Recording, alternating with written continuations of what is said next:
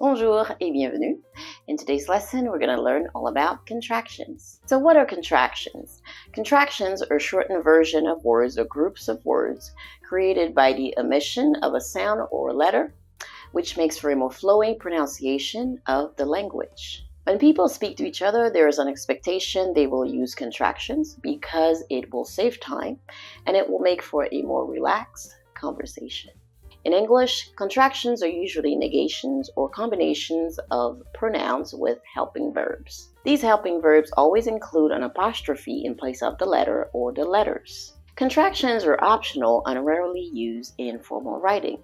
So for example, in English, we have the contractions are not becomes aren't, cannot becomes can't, and should not becomes shouldn't. While contractions in English are optional, in French, contractions are required. The preposition à, meaning to or at, never appears in combination with the articles le and les. Instead, you have the contractions o and o. When prepositions à and de are followed by the articles le and les, they contract with them to make one word. Okay, so let's look at some examples. In the first example, we have à plus le becomes au.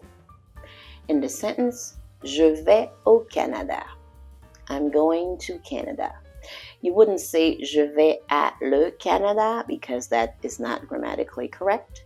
Je vais au Canada. So au is always followed by a singular noun. Canada is a singular noun. Okay, and O is also a singular, masculine singular preposition. Okay, so they have to go together in number and gender. Okay, so let's look at another example. We have à plus les. It becomes O. A-U-X, O-U-X. So the X is silent, it's still pronounced O. Je parle aux parents de Jean. I'm speaking to John's parents, or I'm speaking to the parents of John.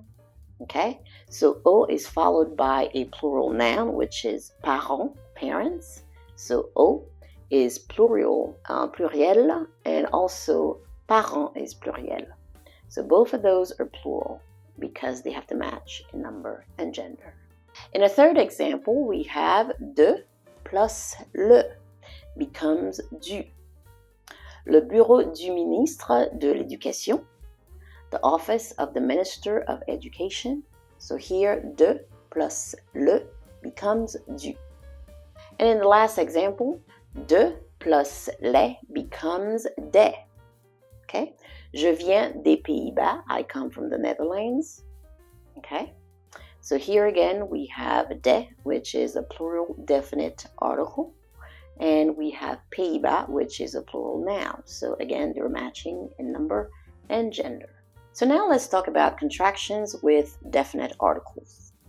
Words that are followed by a silent H, muet, or a vowel, contract with the article.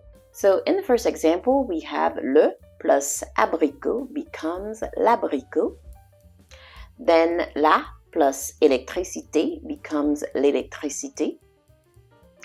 Then le plus intérieur becomes l'intérieur.